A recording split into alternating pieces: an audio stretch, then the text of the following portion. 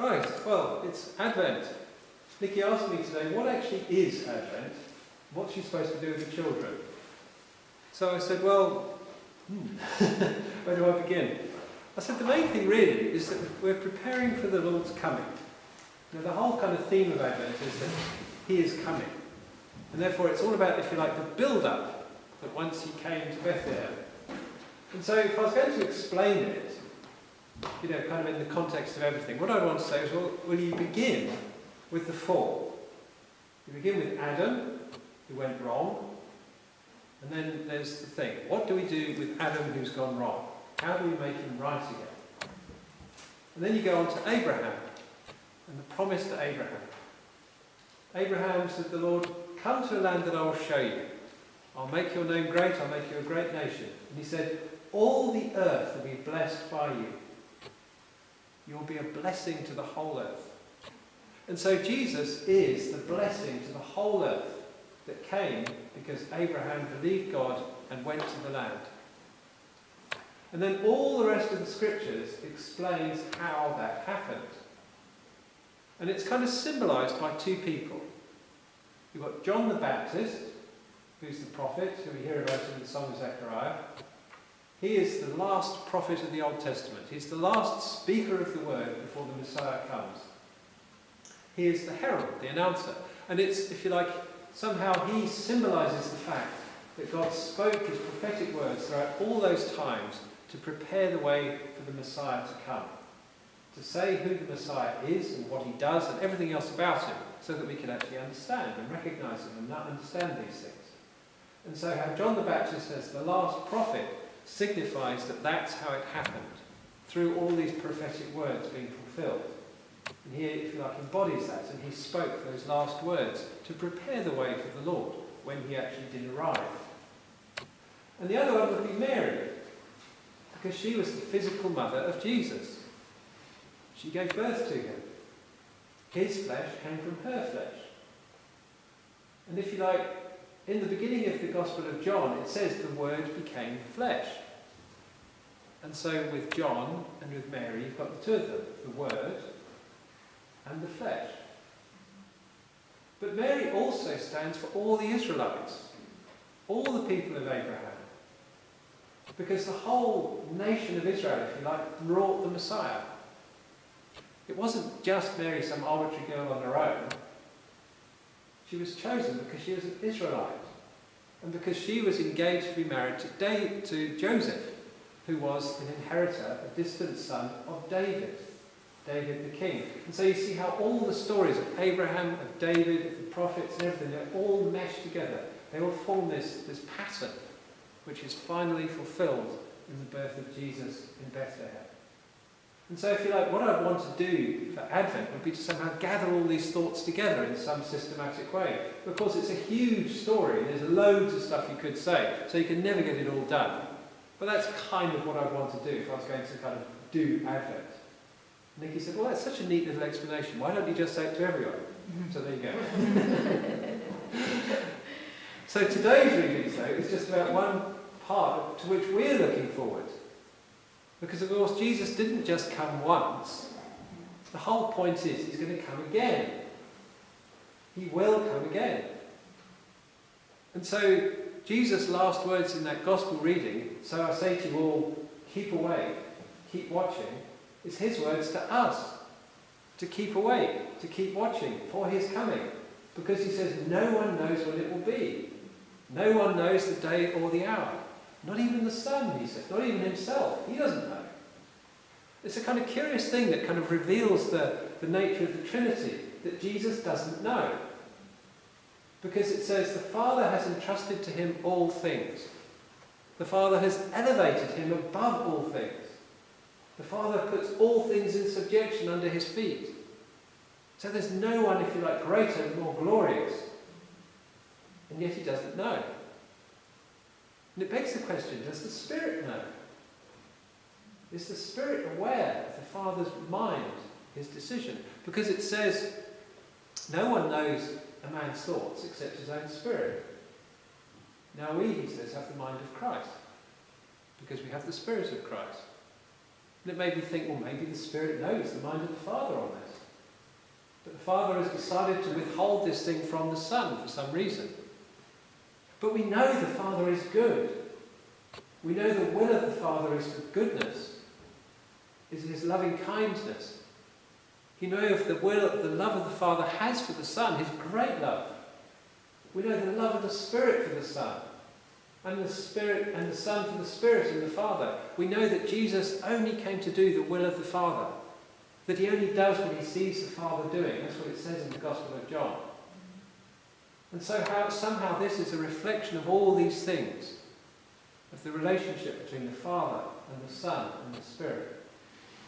That they're not interchangeable, they're distinct, and they complement each other in their different ways. And so we're waiting for him to come again at that time when no one knows. So all those people that have confidently said he's going to come on this day, you know they're going to be wrong. And as soon as anyone starts telling us when it's going to happen, you know they're wrong, because no one knows.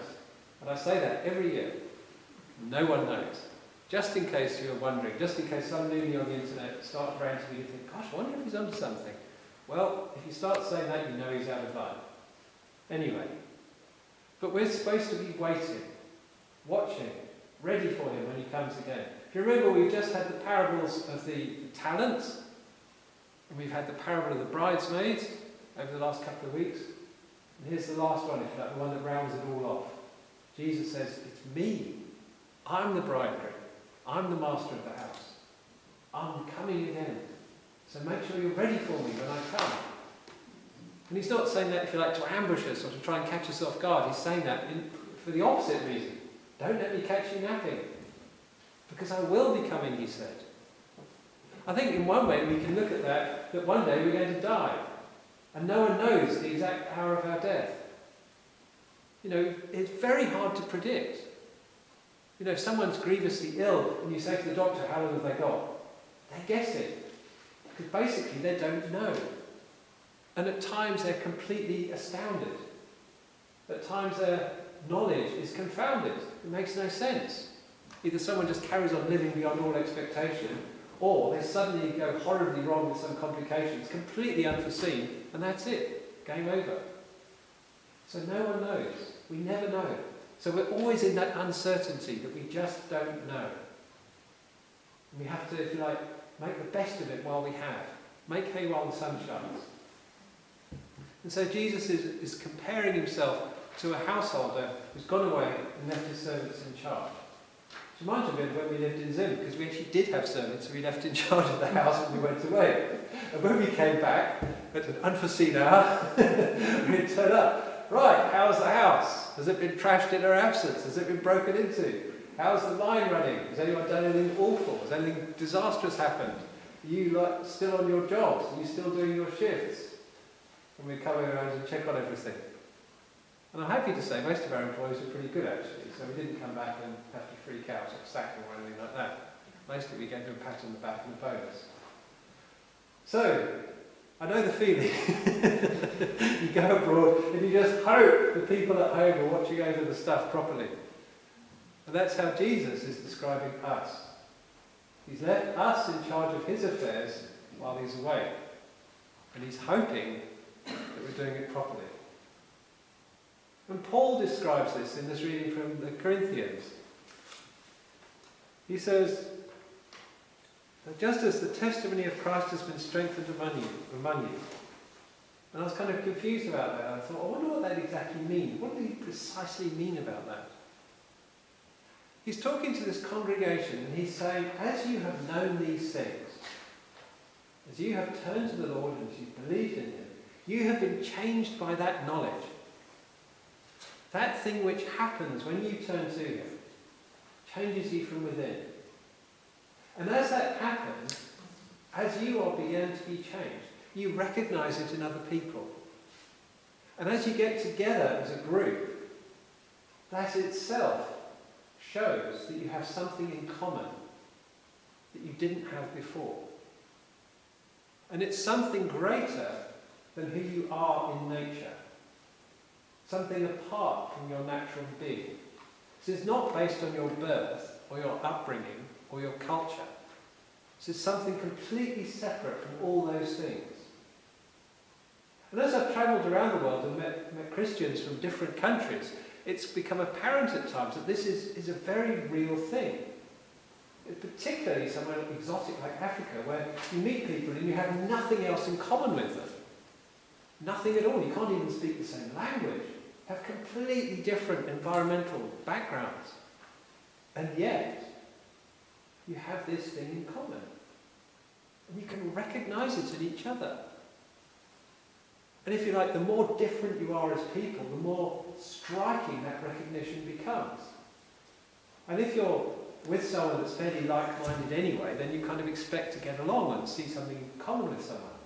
But if you meet someone that's utterly alien to you, and then you suddenly find this thing in common, that really tells you something about how profound this is. And that, I think, is what he means by the testimony of Christ being strengthened among the congregation, that the whole congregation is being changed in this way, that there is this thing in common which they all share, which they all have. And the congregation at Corinth was one that was very disunited, which is why he's writing the letter. There's a lot of internal tensions in that congregation, a lot of rivalries. There's a lot of pride and vanity, people showing off, people forming cliques, people rubbing each other up and down the wrong way. But he said, in spite of all that, there is a greater thing at play. Something which actually holds you all together in a very real way. And the letter goes on to explain all these things. But he reiterates to them, partly because of their preoccupations, that all this is waiting for the Lord's revealing, as he puts it. So that you're not lacking any spiritual gift as you wait for the revealing of our Lord Jesus Christ. That revealing is when he comes again, when everyone will see him.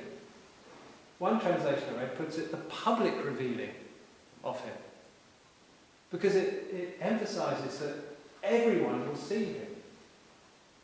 It says in the book of Daniel that one like the Son of Man appears with clouds and glory. And Jesus says here, when I come again, with the Son of Man coming in clouds with great power and glory. He's deliberately echoing those words from the prophet Daniel, taking them to himself and saying, I will come. And when he was originally born, if you remember, he was the baby in a manger. It's a very, very little quiet little thing. And people had to be stirred up to actually paying attention to it. The shepherds wouldn't have bothered going there unless someone had told them to. You know, the Magi wouldn't have bothered going unless there was some profound reason for them to go. No one would have bothered noticing. There's nothing, if you like, spectacular about that birth in itself. It was a normal birth in a country village, and so what? It happens all the time. But when he comes again, it will not be like that. Everyone will see his glory. Everyone. And those who are ready for him, those who are awake, those who are being watchful, you'll see him and it'll just be thrilling, it'll be great. Yay, here he is. But for those that are not ready, it'll be horrible. For those that don't want him to come, it'll be appalling. For those that are angry at his coming, it'll be a disaster. And that's the cautionary note to us. That Jesus wants us to welcome him. Do you remember the bridesmaids? He wants us to be like the bridesmaids, jumping up with the lights ready. Come on then, let's go in, let's have a party. That's the invitation offered to us. A happy thing, a lovely thing, a wonderful thing. That's what he wants us to know. That it will be like that. Like bridesmaids going into the party. But then, the psalm in the Old Testament were written from another point of view. Oh, that you would tear open the heavens and come down, says Isaiah. He's just seen the northern kingdom flattened by the invading army. And the psalmist seems to echo those same thoughts. Hear, O shepherd of Israel, leading Joseph like a flock. He talks about Joseph and Ephraim and Benjamin and Manasseh because that's the northern part of the kingdom. And sometimes when they're talking about the north, they'd use those words of Joseph, Ephraim and Manasseh, almost interchangeably, to symbolise that northern part. And that was the part that was flattened by the Assyrians during the life of Isaiah. Do you remember that reading we have at Christmas, the people that walked in darkness have seen a great light? I think it's echoing that idea that the land has been devastated and it's darkened. But there's that promise that in Galilee there will come the Messiah, the light. And the sorrow of the psalmist, you have fed them with the bread of tears, you've given them bowls of tears to drink. He talks about the vine, which is another thing which Isaiah talks about. He took a vine from Egypt and he planted it. He's using the analogy of the people, planted like a garden in their land, growing and flourishing and bearing fruit. Now he says, and now what? The walls are torn down. The garden's being dug up by pigs. People are stealing the fruit. It's horrible. When are you going to put it right? And as you look around, you might think, oh God, when are you going to do it? When are you going to put these things right? When? And that's the feeling in there. That's the sentiment that echoes it. And he will.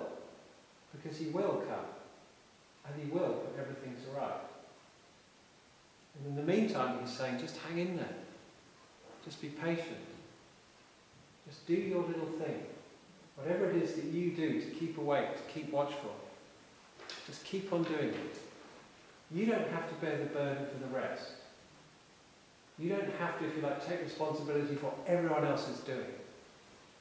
You don't have to, if you like, be crushed by a sense of responsibility for global warming or Donald Trump or any of the other bad things that go on.